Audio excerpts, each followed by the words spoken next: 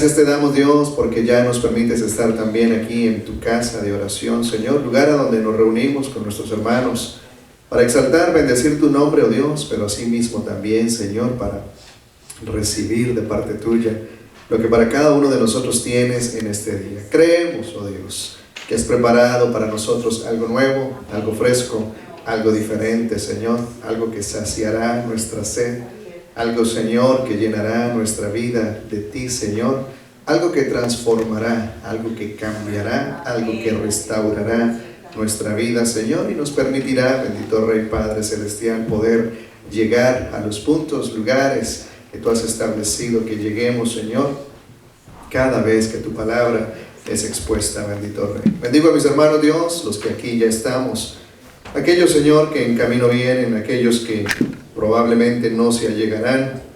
De igual manera, Señor, oramos, bendecimos sus vidas, orando siempre por los que están enfermos, Dios, orando para que pases tu mano sanadora sobre sus cuerpos, bendito Rey Padre Celestial, aquellos hermanos en la fe, aquellos familiares, aquellos amigos, Dios, que pudieran estar en quebranto de salud, oramos para que seas tocando sus cuerpos, Señor, y sanándoles, bendito Dios. Asimismo, Dios, aquellos que pudieran estar sin ánimo, sin fe, sin esperanza, Señor, oramos también, bendito Rey Padre Celestial, para que a través de tu Espíritu, Señor, infundas en ellos fuerza, aliento, Dios, y ellos puedan levantarse en tu poder y de esta manera seguir adelante, bendito Rey Padre, en tus caminos, oh Señor.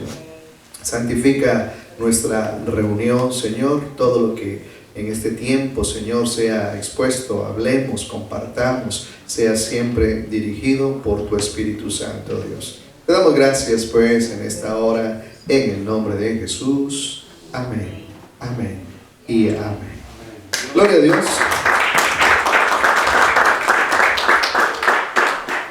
Bueno es el Señor. Amén. Y bueno, hemos venido nosotros ya durante unas semanas tocando allí puntos importantes en relación a un área que de alguna forma a medida que hemos venido hablando nos hemos dado cuenta que es tan extensa y que de alguna manera pudiera ser en la vida del ser humano en sí el nudo que no le permite poder desarrollar, alcanzar todas aquellas cosas que Dios ha establecido en cuanto a lo que esto se refiere, y estamos hablando de las fortalezas mentales, de aquellas fortalezas que de alguna forma serían, como bien dije ahora al principio, pues me parece que queda bien eso allí, es un nudo en nuestra vida para poder de alguna forma alcanzar cosas. El hombre es creado por Dios y desde el principio nos damos cuenta que Dios crea al hombre para que el hombre sea, para que el hombre haga, para que el hombre de alguna forma disfrute logros que Dios le permitiría al hombre poder disfrutar. Desde el principio Dios lo crea de esta manera. Dios pone al hombre en un lugar de privilegio. Dios le da autoridad al hombre. Tantas cosas que de alguna forma desde el principio nos damos cuenta. Dios crea al hombre con esta manera y forma. Y desde allá nos damos cuenta que después de la caída, de alguna manera, el hombre comienza a vivir no a la manera de Dios, sino conforme a lo que de alguna manera es la consecuencia por aquella caída. Nosotros hemos tenido la oportunidad, a través de Cristo Jesús, de alguna manera de poder restablecer nuestra relación con Dios y poder restablecer también la clase de vida que de alguna forma Dios establece para el hombre, y en este caso para el hombre de Dios. Más sin embargo, como bien decía hoy, muchos pudiéramos no estar alcanzando de alguna forma los propósitos, independientemente de en Dios, no alcanzando propósitos establecidos por Dios para aquellos en los cuales ahora hay fe, esperanza, y en los cuales Cristo, de alguna manera, es su Señor y Salvador. Allá en el libro de 2 de Corintios, que es donde estamos nosotros teniendo nuestra base, la semana pasada hacíamos una comprensión de esta lectura bíblica.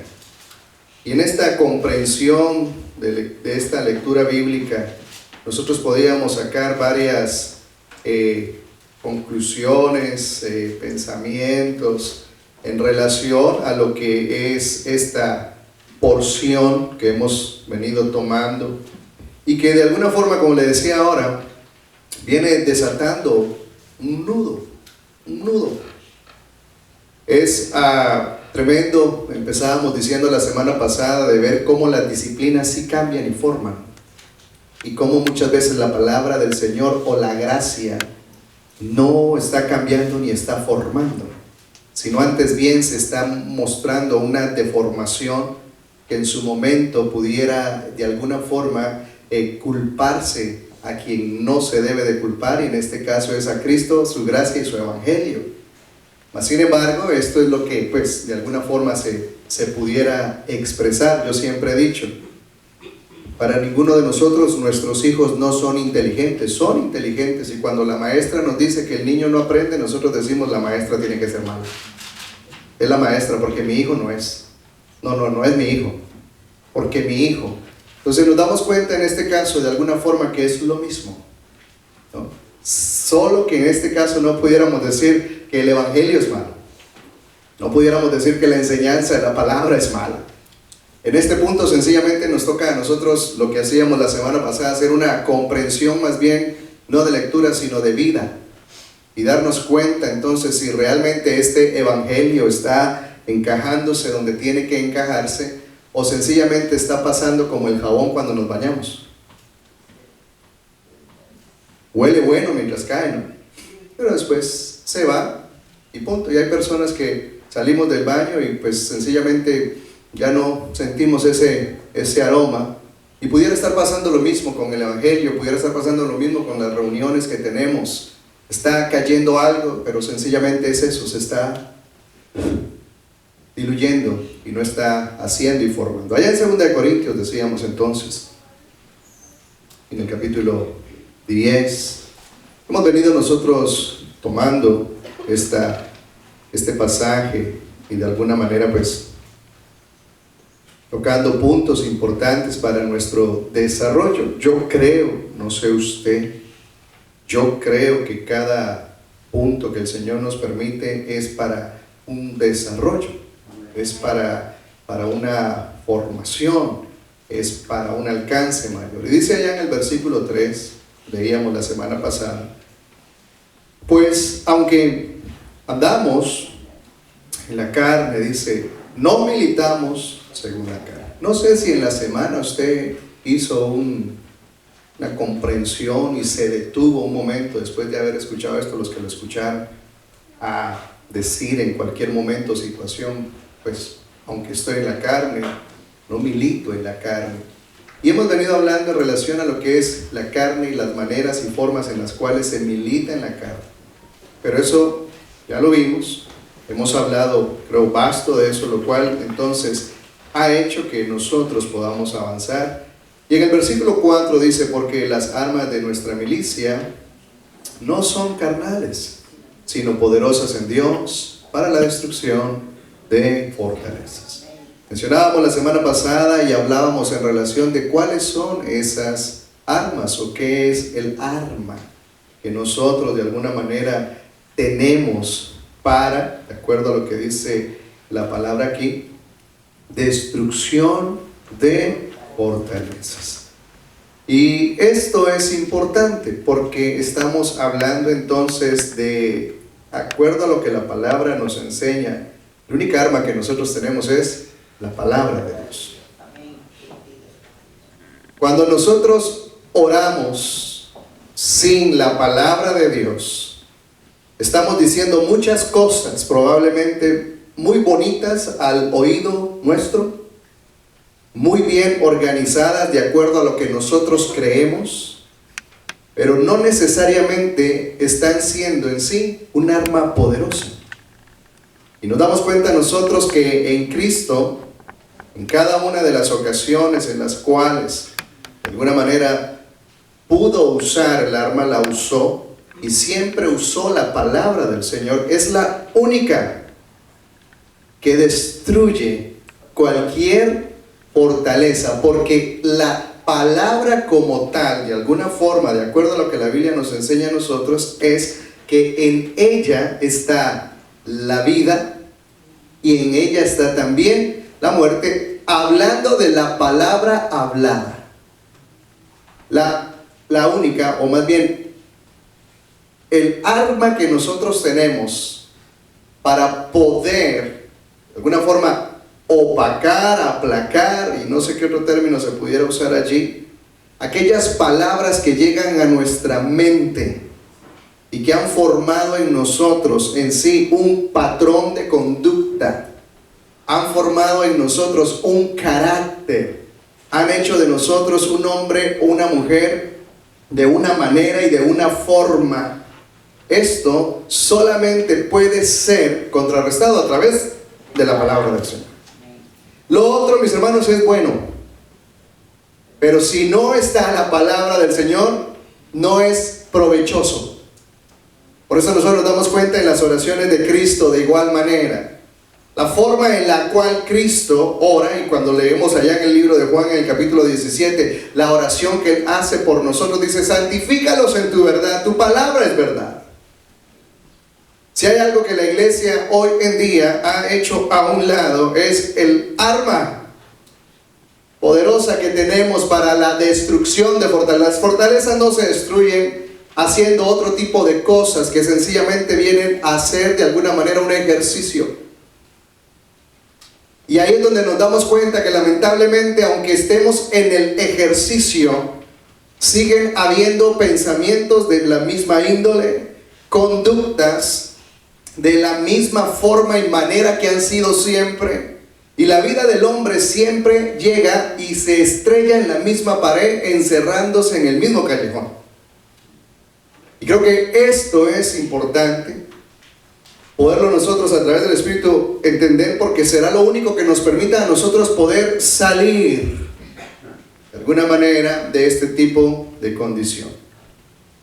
La palabra tiene ese poder tal cual nosotros lo estamos hablando, y en cuestión de esto vamos a ver algunos aspectos en relación a lo que es la palabra contraria, la palabra que nosotros escuchamos. Y mire que en nuestro ciclo y tiempo de vida nosotros hemos escuchado muchas palabras contrarias.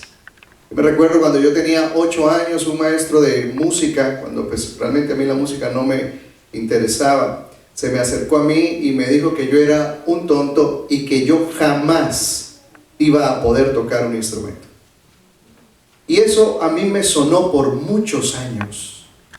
Y eso fue algo que sencillamente no me interesaba la música en sí, pero era algo que jamás, tal vez, pude sacar de mí, y era algo que siempre llegaba. Tal vez la parte de la música no me importaba tanto, pero la parte de que yo era un tonto, sí. Y comienza uno entonces de alguna forma a cuestionar si realmente seré tonto. ¿Realmente soy una persona de no alcance? ¿Realmente soy diferente a los demás? Porque ellos sí aprenden, yo no aprendo.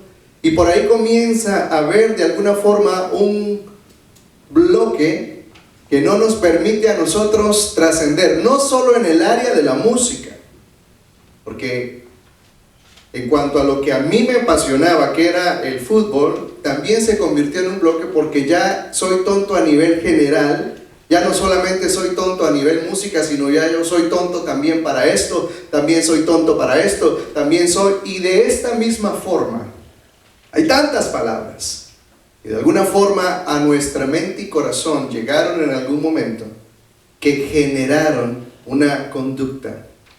Y esto es lo que de alguna forma ahora nosotros en el Señor tenemos esa oportunidad de poder quebrantar, porque eso se convierte en una fortaleza, en algo que de alguna manera no se logra pasar, y nuestra vida se convierte en sí en una carrera de 100 metros, pero con obstáculos. Y estos obstáculos de alguna forma no necesariamente son todo el tiempo externos, sino la mayoría de las veces son obstáculos internos, aquellos que yo mismo he colocado delante de mí, porque de alguna forma es lo que he recibido o he escuchado en algún momento. ¿Está conmigo allí? ¿Sí? Muy bien. Vamos a ir allá al libro de Primera de Samuel.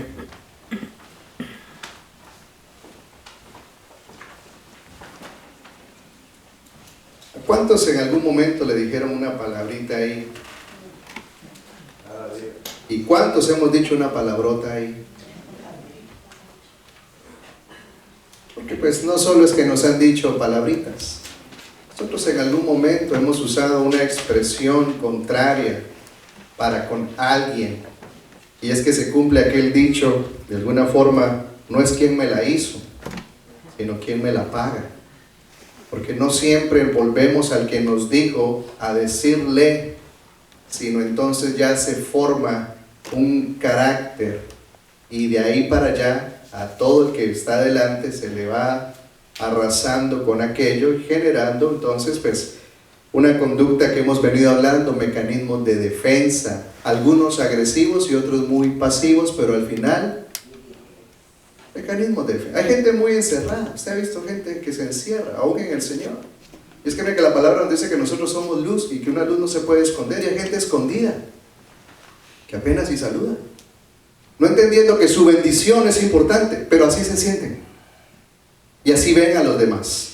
Y creen que esto es de agrado.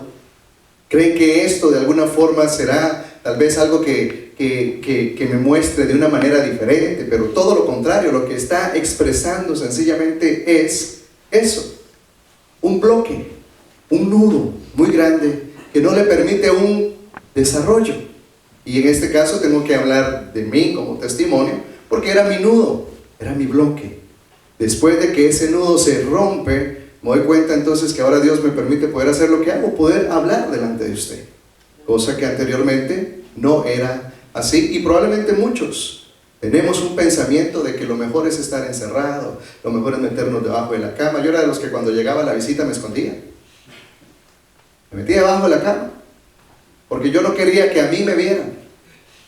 Y todavía a veces aquello quiere volver a tocar y a visitar la puerta para volverme a meter debajo de la cama de la cual el Señor me sacó, para volverme a meter detrás de aquel cajón del cual Dios también nos ha sacado. Y no sé si a usted le pasa, pero a mí me visita, me toca a la puerta diciéndome cosas en relación a cosas que en su momento antes me hacían tanto daño, para volverme a encerrar.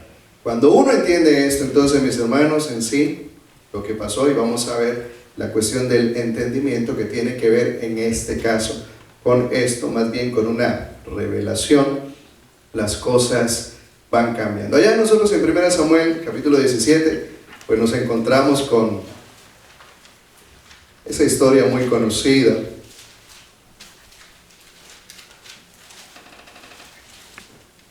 de David y Goliat.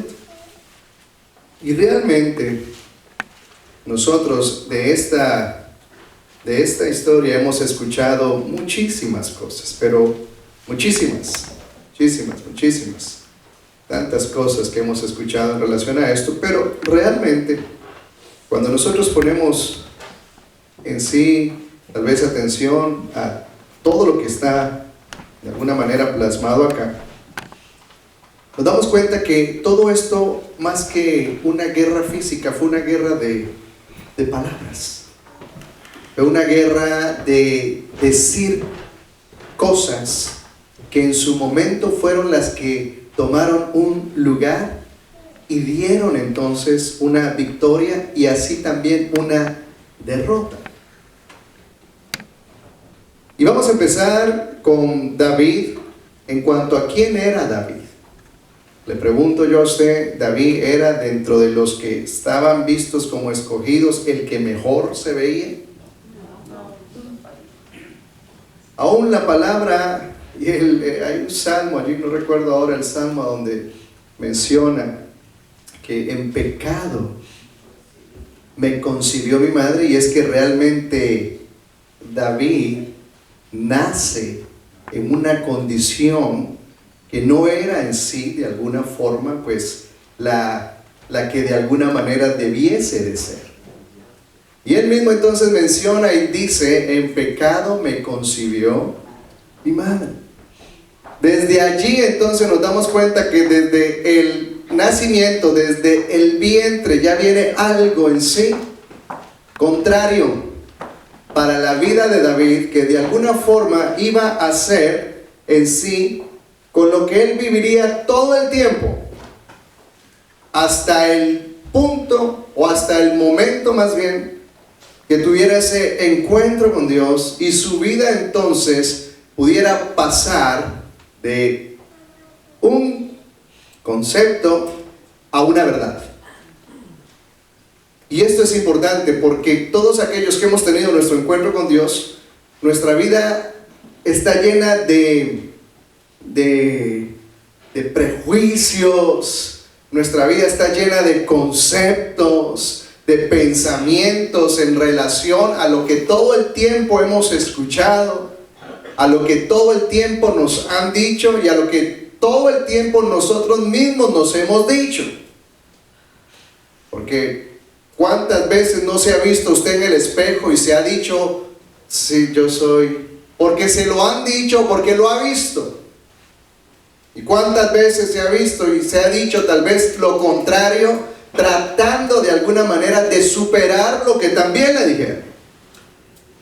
Y todo esto no cambia sino hasta que Dios de alguna forma llega a nuestras vidas, y entonces en Cristo nosotros, ahora en nosotros, Cristo comienza entonces a reflejar su vida.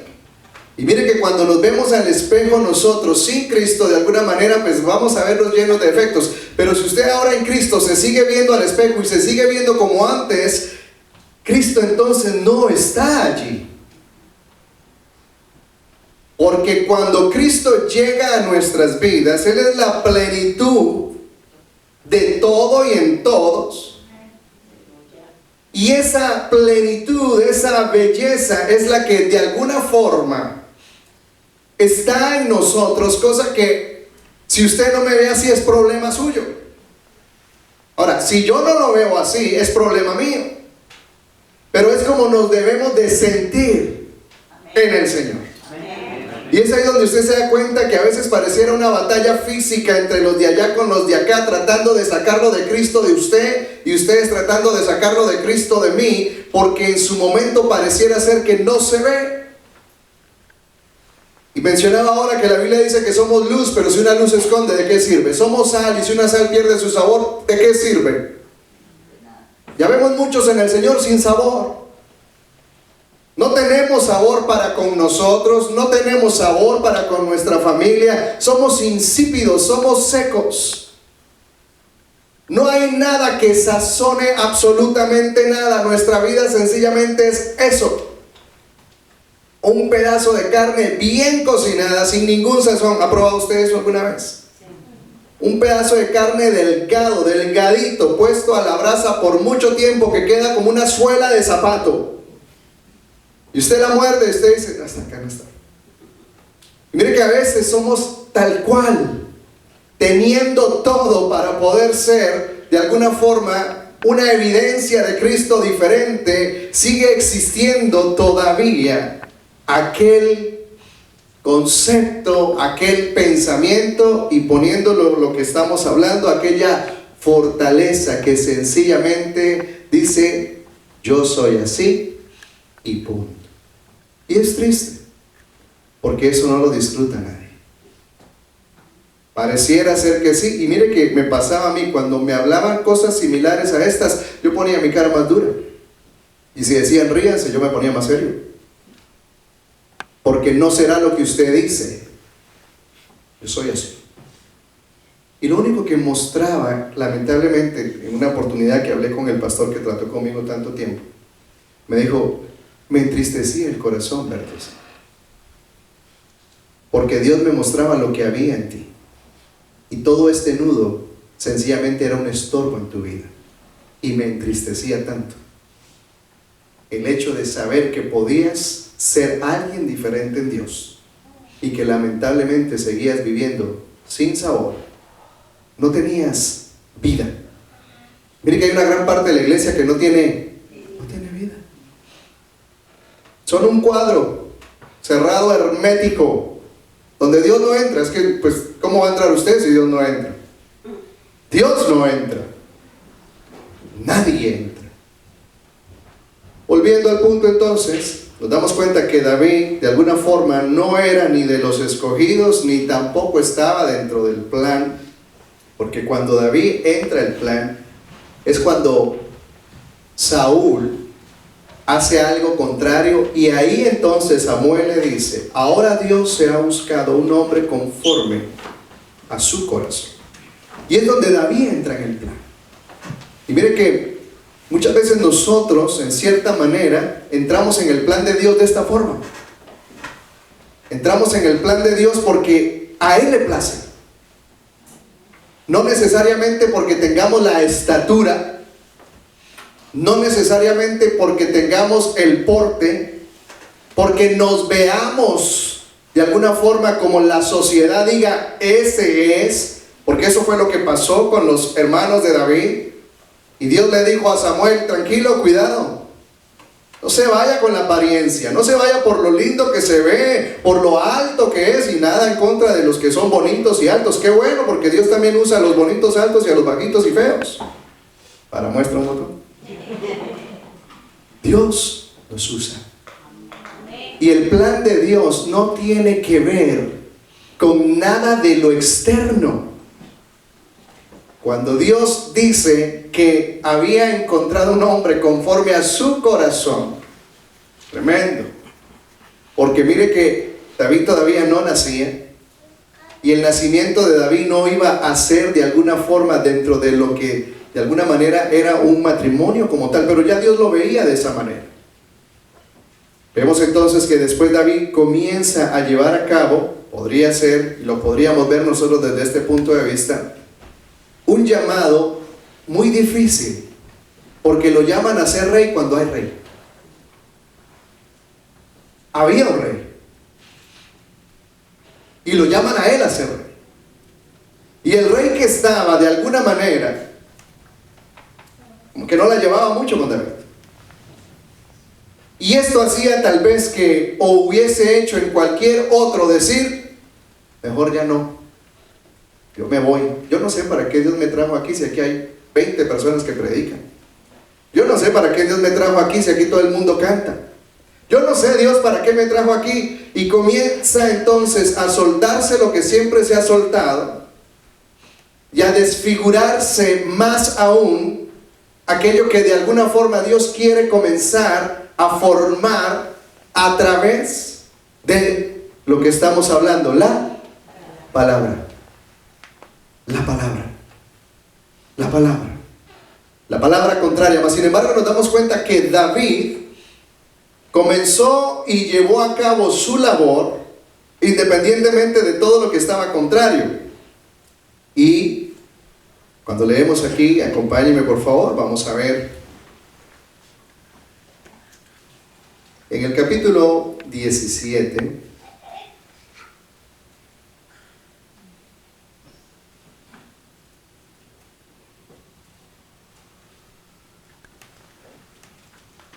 Versículo 28, antes de ver algo más en cuanto a lo que era con Goliat. En el 28 dice la palabra, oyéndole hablar, versículo 28 del capítulo 17. Oyéndole hablar Eliab, su hermano mayor, con aquellos hombres, dice, se encendió ¿en qué? En ira contra David y dijo, ¿para qué has descendido acá? ¿Y a quién has dejado? ¿Qué dice? En el desierto. Yo conozco tu soberbia y la malicia de tu corazón, que para ver la batalla has venido. Vea lo que le dice el hermano mayor a David.